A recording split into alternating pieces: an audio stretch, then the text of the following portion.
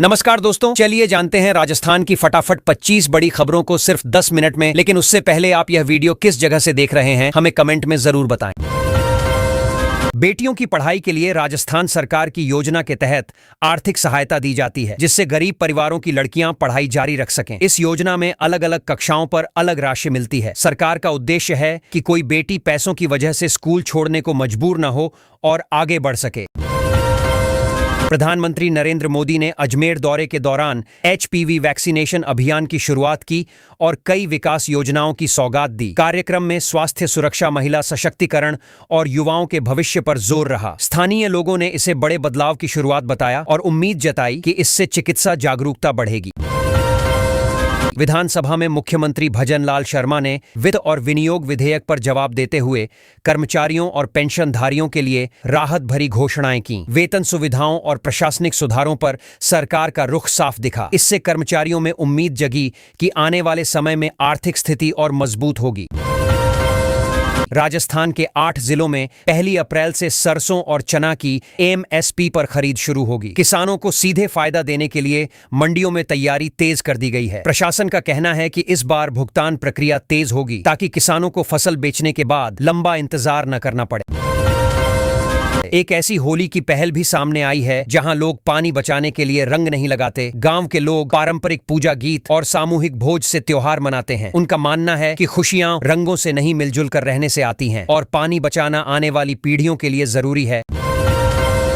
होलिका दहन के लिए गोबर से लकड़ी बनाने का काम महिलाओं के लिए नई पहचान बन गया है। करीब 1000 महिलाओं को इससे रोजगार मिला है। वे पर्यावरण बचाने और आय बढ़ाने दोनों काम कर रही हैं। गांवों में यह पहल अब स्वच्छता, आत्मनिर्भरता और परंपरा को साथ लेकर चलने का उदाहरण बन रही है। होली 2026 को खास बनाने के लिए अभी से ट्रैवल प्लान करने की सलाह दी जा रही है। टिकट, होटल और भीड़ से बचने के उपाय पहले तय कर लेने से यात्रा आसान रहती है। विशेषज्ञ मानते हैं कि त्योहार के समय अचानक योजना बनाने से खर्च बढ़ता है और परेशानी भी होती है। राजस्थान की मंडियों में सरसों के भाव मजबूत बने हुए हैं। सूरजगढ़ मंडी में कीमत 6400 रुपये प्रति क्विंटल तक पहुंची, जिससे किसानों के चेहरे खिले दिखे। व्यापारी भी मान रहे हैं कि मांग बढ़ने से बाजार में तेजी है और आने वाले दिनों में कीमतों में हल्का उतार चढ़ाव बना रह सकता है। अजमेर में प्रधानमंत्री के दौरे के दौरान लोगों का उत्साह देखने लायक रहा। जगह जगह स्वागत, पोस्टर और नारों से माहौल गर्म रहा। कई लोग सुबह से ही कार्यक्रम स्थल पहुंच गए थे। स्थानीय प्रशासन ने सुरक्षा और व्यवस्था के लिए खास इंतजाम किए, जिससे कार्यक्रम बिना किसी बाधा के संपन्न हुआ। कांग्रेस नेता अशोक गहलोत ने प्रधानमंत्री की टिप्पणी को राजनीतिक हताशा बताया। उनका कहना है कि ऐसे बयान जनता के असली मुद्दों से ध्यान हटाने की कोशिश है। उन्होंने सरकार से रोजगार, महंगाई और किसान समस्याओं पर स्पष्ट जवाब देने की मांग की। राजस्थान में सीवरेज से नोट मिलने की अफवाह फैलते ही लोग इकट्ठा हो गए और इलाके में भगदड़ जैसी स्थिति बन गई। पुलिस ने तुरंत मौके पर पहुंचकर स्थिति संभाली और लोगों से अफवाहों पर भरोसा न करने की अपील की। प्रशासन ने कहा कि इस तरह की घटनाएं कानून व्यवस्था बिगाड़ सकती हैं। कांग्रेस नेता धर्मेंद्र राठौड़ ने प्रदेश में विकास की रफ्तार पर सवाल उठाए। उनका कहना है कि तथाकथित ट्रिपल इंजन सरकार के बावजूद कई परियोजनाएं धीमी चल रही हैं। उन्होंने सरकार से जवाब मांगा कि निवेश और रोजगार के बड़े दावे जमीन पर क्यों नहीं दिख रहे। एक गांव में होलिका दहन की अनोखी परंपरा है, जहां लकड़ी की जगह सोने चांदी से सजे प्रतीकात्मक स्वरूप बनाए जाते हैं। ग्रामीण इसे आस्था और समृद्धि का प्रतीक मानते हैं। त्योहार के दिन लोग दूर दूर से यह परंपरा देखने आते हैं और सामूहिक पूजा में शामिल होते हैं। राजस्थान में मौसम धीरे धीरे बदल रहा है। दिन शुष्क रहने लगे हैं और मार्च में तापमान बढ़ने की संभावना जताई जा रही है। मौसम विभाग ने किसानों और आम लोगों को सलाह दी है कि पानी और फसल प्रबंधन पर ध्यान दें, क्योंकि गर्मी जल्दी दस्तक दे सकती है। करौली में अवैध पार्किंग वसूली पर जिला उपभोक्ता आयोग ने सख्त फैसला सुनाया। आयोग ने इसे उपभोक्ता अधिकारों का उल्लंघन बताया और जिम्मेदारों पर कार्रवाई के निर्देश दिए। स्थानीय लोगों ने फैसले का स्वागत किया और उम्मीद जताई कि इससे अन्य जगहों पर भी मनमानी वसूली रुकेगी। जोधपुर के उम्मेद भवन में होने वाली शाही शादी चर्चा का विषय बनी हुई है। देश विदेश से मेहमानों के आने की खबर है, जिससे शहर में तैयारियां तेज हो गई हैं। होटल, पर्यटन और परिवहन व्यवसाय से जुड़े लोग मानते हैं कि इससे स्थानीय अर्थव्यवस्था को बड़ा फायदा होगा। विधानसभा में मुख्यमंत्री ने कई जिलों के विकास के लिए घोषणाएं की। सड़क, पानी, शिक्षा और स्वास्थ्य परियोजनाओं पर खास जोर दिया गया। स्थानीय प्रतिनिधियों ने कहा कि अगर योजनाएं समय पर लागू हुईं तो ग्रामीण इलाकों में बुनियादी सुविधाएं काफी बेहतर हो सकती हैं। राजस्थान क्रिकेट संघ में CRC विवाद नया मोड़ ले चुका है। एडहॉक कमेटी ने कन्वीनर के खिलाफ मोर्चा खोल दिया है। खेल प्रेमियों का कहना है कि इस तरह के विवाद से खिलाड़ियों का नुकसान होता है और प्रशासन को जल्द समाधान निकालना चाहिए ताकि खेल गतिविधियां प्रभावित न हो। राजस्थान में स्कूल अब 1 अप्रैल से खुलेंगे और समय में भी बदलाव किया गया है। 10 साल बाद हुए इस बदलाव का मकसद बच्चों के स्वास्थ्य और पढ़ाई दोनों को संतुलित रखना है। अभिभावक मानते हैं कि गर्मी को देखते हुए यह फैसला व्यावहारिक लगता है। राष्ट्रीय स्तर पर HPV वैक्सीनेशन अभियान शुरू होने से स्वास्थ्य विशेषज्ञ खुश हैं। उनका कहना है कि इससे भविष्य में कैंसर जैसी बीमारियों से बचाव संभव होगा। स्कूलों और स्वास्थ्य केंद्रों के माध्यम से बच्चों और अभिभावकों को जागरूक करने का अभियान भी साथ साथ चलाया जा रहा है। माउंट आबू का नाम बदलकर आबू राज करने की चर्चा ने प्रदेश में बहस छेड़ दी है। कुछ लोग इसे सांस्कृतिक पहचान से जोड़ रहे हैं तो कुछ इसे अनावश्यक बदलाव बता रहे हैं। सरकार की ओर से आधिकारिक स्थिति स्पष्ट होने का इंतजार किया जा रहा है। राजस्थान बोर्ड ने नए शैक्षणिक सत्र की तारीखें घोषित कर दी हैं। स्कूलों और छात्रों को पहले से तैयारी करने का समय मिल गया है। शिक्षा विभाग का कहना है कि इस बार परीक्षा परिणाम और प्रवेश प्रक्रिया तय कैलेंडर के अनुसार ही पूरी की जाएगी। उदयपुर में अवैध अफीम की खेती पकड़े जाने के बाद पुलिस ने कार्रवाई तेज कर दी है। अधिकारियों का कहना है कि ऐसी गतिविधियां कानून के साथ साथ सामाजिक सुरक्षा के लिए भी खतरा है। ग्रामीणों से भी अपील की गई है कि संदिग्ध गतिविधियों की जानकारी तुरंत प्रशासन को दें। जोधपुर में होली और शीतलाष्टमी को देखते हुए 18 मार्च तक निषेधाज्ञा लागू की गई है। प्रशासन का कहना है कि त्योहार शांति से मने, इसके लिए भीड़ नियंत्रण और सुरक्षा उपाय जरूरी हैं। पुलिस ने लोगों से सहयोग और नियमों का पालन करने की अपील की है। मुख्यमंत्री स्वरोजगार योजना के तहत युवाओं को अपना काम शुरू करने में मदद देने के लिए आज पोर्टल का ट्रायल शुरू हुआ। सरकार कह रही है कि अब छोटे कारोबार के लिए बैंक चक्कर कम लगेंगे। 10 लाख तक ब्याज मुक्त लोन मिलने से बेरोजगार युवाओं को अपने पैरों पर खड़े होने का अच्छा मौका मिलेगा। लैपटॉप ई-वाउचर योजना के तहत मेधावी विद्यार्थियों की सूची जिलों को भेज दी गई है। जिन बच्चों ने 10वीं 12वीं में अच्छा प्रदर्शन किया है उन्हें 20,000 रुपए का डिजिटल वाउचर मिलेगा। सरकार का मानना है इससे पढ़ाई में तकनीक का इस्तेमाल बढ़ेगा और ग्रामीण बच्चों को भी बराबरी का अवसर मिलेगा।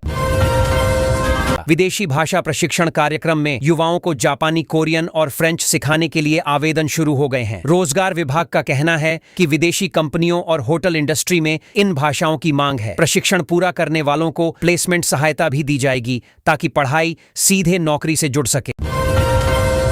राज पहल मोबाइल स्कूल योजना के तहत खानाबदोश परिवारों के बच्चों के लिए पहली चलती फिरती स्कूल वैन रवाना हुई। शिक्षक और किताबें सीधे बच्चों तक पहुंचेंगी। अधिकारियों का कहना है कि इससे ऐसे बच्चों की पढ़ाई छूटेगी नहीं और वे भी सामान्य स्कूल छात्रों की तरह शिक्षा से जुड़े रहेंगे।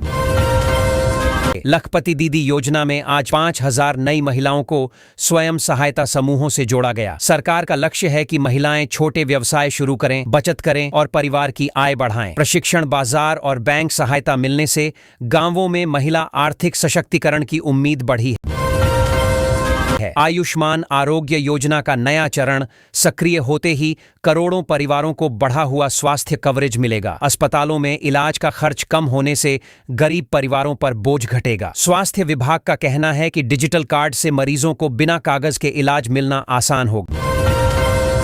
डिजिटल ग्राम अभियान के दूसरे चरण में 500 ग्राम पंचायतों को पूरी तरह पेपरलेस बनाने की शुरुआत हुई। जमीन प्रमाण पत्र और पंचायत रिकॉर्ड अब ऑनलाइन होंगे। ग्रामीणों को छोटे काम के लिए दफ्तरों के चक्कर कम लगाने पड़ेंगे और पारदर्शिता बढ़ने से भ्रष्टाचार पर भी अंकुश लगाने की उम्मीद जताई जा रही है।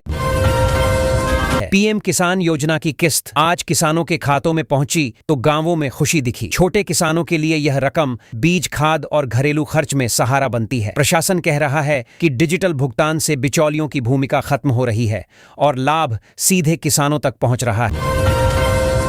सूक्ष्म सिंचाई विस्तार अभियान के तहत ड्रिप और फव्वारा सिस्टम लगाने का लक्ष्य शुरू किया गया। सरकार चाहती है कि कम पानी में ज्यादा उत्पादन हो। विशेषज्ञ बता रहे हैं कि इससे बिजली और पानी दोनों की बचत होगी और सूखे इलाकों में भी खेती टिकाऊ बनेगी। मिलेट्स प्रोत्साहन योजना के अंतर्गत अलवर में बाजरा प्रोसेसिंग सेंटर की नींव रखी गई। इससे किसानों को बेहतर कीमत मिलने की उम्मीद है। अधिकारी कह रहे हैं कि श्री अन्न को सुपर फूड के रूप में बढ़ावा मिलने से निर्यात बढ़ेगा और स्थानीय रोजगार भी तैयार होंगे। यमुना जल परियोजना के लिए तकनीकी सर्वे शुरू होते ही शेखावाटी क्षेत्र में उम्मीद जगी है। वर्षों से पानी की कमी झेल रहे गांवों को राहत मिलने की बात कही जा रही है। इंजीनियरों की टीम भूगर्भीय और मार्ग सर्वे कर रही है ताकि भविष्य में पाइपलाइन और नहर का नेटवर्क मजबूत बनाया जा सके। अटल प्रगति पथ योजना में ग्रामीण सड़कों के लिए बड़ा फंड जारी हुआ है। गांवों में सीमेंटेड सड़क बनने से परिवहन आसान होगा और बारिश में कीचड़ की समस्या घटेगी। ग्रामीणों का कहना है कि सड़क सुधरने से मंडी, अस्पताल और स्कूल तक पहुंचना पहले से ज्यादा सुरक्षित हो जाएगा। अटल आरोग्य फूड कोर्ट योजना के तहत बड़े सरकारी अस्पतालों में सस्ते भोजन केंद्र शुरू किए जा रहे हैं। मरीजों के परिजन लंबे इलाज के दौरान महंगे खाने से परेशान होते थे। प्रशासन का कहना है कि अब साफ और कम दाम का खाना मिलने से अस्पताल में रहने का खर्च कुछ कम होगा। ड्रग मॉनिटरिंग पोर्टल लागू होते ही केमिस्ट दुकानों को दवाओं का स्टॉक ऑनलाइन अपडेट करना होगा। स्वास्थ्य विभाग का मानना है कि इससे नशीली दवाओं की अवैध बिक्री पर लगाम लगेगी। पुलिस और ड्रग कंट्रोल विभाग डेटा के जरिए संदिग्ध लेन-देन पर तुरंत नजर रख पाएंगे।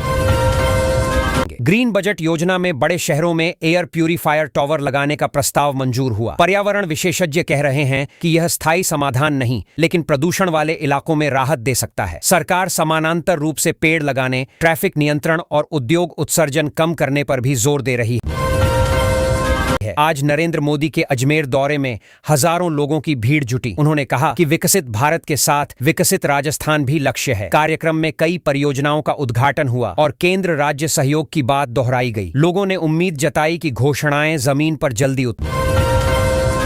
अजमेर में आयोजित सभा में बड़ी विकास परियोजनाओं का शिलान्यास किया गया। सड़क, बिजली और जल परियोजनाओं को लेकर सरकार ने बताया कि इससे क्षेत्रीय असमानता कम होगी। स्थानीय व्यापारियों को उम्मीद है कि निवेश बढ़ेगा और पर्यटन के साथ रोजगार के नए अवसर बनेंगे। देशव्यापी सर्वाइकल कैंसर टीकाकरण अभियान की शुरुआत राजस्थान से होने पर स्वास्थ्य विभाग उत्साहित दिखा। डॉक्टरों का कहना है कि किशोरियों को यह टीका मिलने से भविष्य में कैंसर के मामलों में बड़ी कमी आ सकती है और परिवारों पर इलाज का आर्थिक बोझ भी घटेगा। पूर्वी राजस्थान नहर परियोजना का नाम बदलकर रामजल सेतु लिंक प्रोजेक्ट करने की घोषणा से राजनीतिक चर्चा तेज हो गई। सरकार का कहना है नाम बदलने से परियोजना की पहचान मजबूत होगी, जबकि विपक्ष इसे प्रतीकात्मक कदम बता रहा है और जल्द जल आपूर्ति शुरू करने की मांग कर रहा है। राज्य में 3 शहरों के नाम बदलने की घोषणा के बाद स्थानीय स्तर पर अलग अलग प्रतिक्रियाएं सामने आईं। कुछ लोग इसे सांस्कृतिक पहचान से जोड़ रहे हैं, तो कुछ प्रशासनिक कागजी बदलावों की चिंता कर रहे हैं। अधिकारियों ने भरोसा दिलाया कि रिकॉर्ड अपडेट की प्रक्रिया सरल रखी जाएगी।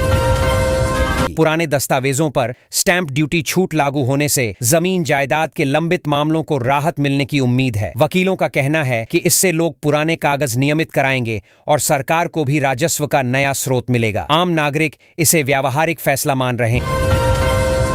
आईएएस अधिकारियों के फेरबदल से कई जिलों में प्रशासनिक रणनीति बदलने की संभावना है। सरकार इसे सुशासन की दिशा में कदम बता रही है। नए अधिकारियों को विकास योजनाओं की गति तेज करने और शिकायत निवारण प्रणाली मजबूत बनाने का लक्ष्य दिया गया है।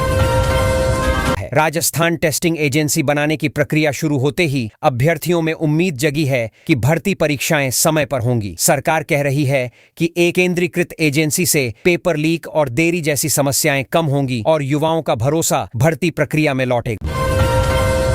जयपुर के बाद जोधपुर और कोटा में टेक्नो हब बनने से स्टार्टअप माहौल मजबूत होने की उम्मीद है। आईटी कंपनियों को स्थानीय प्रतिभा मिलेगी और युवाओं को बाहर जाने की जरूरत कम होगी। उद्योग विभाग इसे डिजिटल अर्थव्यवस्था की ओर बड़ा कदम बता रहा है। इंदिरा गांधी नहर की सफाई और मरम्मत शुरू होने से किसानों ने राहत महसूस की। हर साल बंदी के दौरान यह काम होता है ताकि पानी की आपूर्ति बाधित न हो। इंजीनियरों का कहना है कि सिल्ट हटाने से पानी का प्रवाह सुधरेगा और सिंचाई क्षमता बढ़ेगी। रोडवेज में नई इलेक्ट्रिक बसें शामिल होने से जयपुर अजमेर मार्ग पर सफर शांत और प्रदूषण कम करने वाला होगा। परिवहन विभाग इसे भविष्य की दिशा बता रहा है। यात्रियों को उम्मीद है कि किराया संतुलित रहेगा और चार्जिंग ढांचा समय पर तैयार होगा। होगा। रेलवे फाटकों पर नए ओवरब्रिज और अंडरपास बनने से दुर्घटनाएं कम करने की कोशिश है। लंबे जाम से परेशान लोग इसे राहत मान रहे हैं। निर्माण एजेंसियों को समय सीमा में काम पूरा करने का निर्देश दिया गया है ताकि यातायात बाधा कम से कम समय तक रहे। सूरजपुरा से चाकसू तक नई बिजली ट्रांसमिशन लाइन का टेंडर जारी होने से औद्योगिक क्षेत्रों को भरोसा मिला है कि बिजली आपूर्ति स्थिर होगी। ऊर्जा विभाग कह रहा है कि इससे वोल्टेज समस्या घटेगी और भविष्य के औद्योगिक विस्तार को आधार मिलेगा। सवाई मानसिंह स्टेडियम के उन्नयन की शुरुआत होते ही क्रिकेट प्रेमियों में उत्साह है। राजस्थान रॉयल्स के मैच यहां होने से पर्यटन और होटल व्यवसाय को भी फायदा होने की उम्मीद जताई जा रही है। खेल विभाग सुविधाएं अंतर्राष्ट्रीय स्तर की बनाने की बात कर रहा है। जैसलमेर के पोखरण रेंज में भारतीय सेना का अग्निवर्षा अभ्यास पूरा हुआ। सेना अधिकारियों ने बताया कि इस अभ्यास से युद्ध तैयारी और समन्वय क्षमता मजबूत होती है। स्थानीय लोगों ने भी अभ्यास देखकर सेना की ताकत और तकनीकी तैयारी को सराहा। थार सांस्कृतिक सर्किट योजना में जैसलमेर, बीकानेर और बाड़मेर को जोड़ने का काम शुरू हुआ। पर्यटन विभाग का कहना है कि एकीकृत सर्किट से विदेशी पर्यटक ज्यादा समय रुकेंगे और स्थानीय हस्तशिल्प, होटल और गाइड सेवाओं को सीधा फायदा मिलेगा।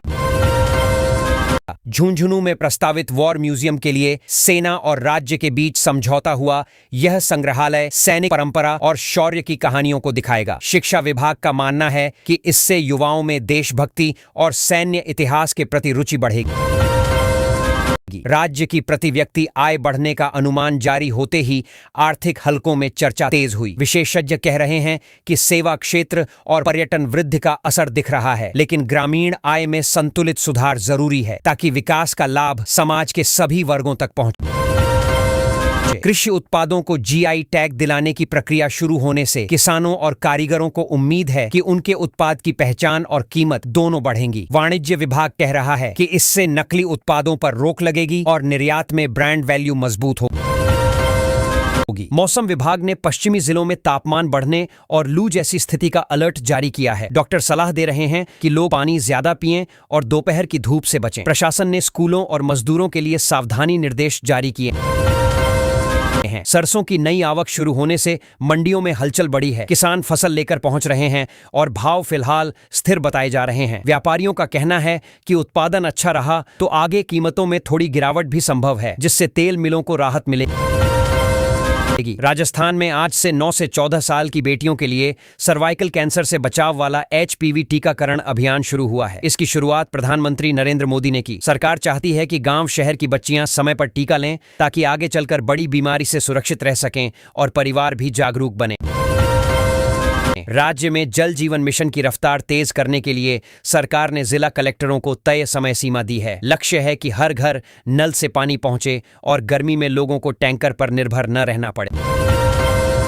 अफसरों से कहा गया है कि अधूरे काम जल्द पूरे करें और रोजाना प्रगति रिपोर्ट दें। डेयरी सेक्टर मजबूत करने के लिए NDDB ने योजना बनाई है कि अगले 5 साल में राजस्थान के 8000 गांवों को सहकारी दुग्ध समितियों से जोड़ा जाए। इससे किसानों को दूध का सही दाम मिलेगा, गांव में रोजगार बढ़ेगा और महिलाओं की आय में भी स्थिरता आएगी। सरकार ने राजस्थान के लिए कई नई रेलवे परियोजनाओं को मंजूरी दी है, जिनमें नई लाइनें और स्टेशन सुधार शामिल हैं।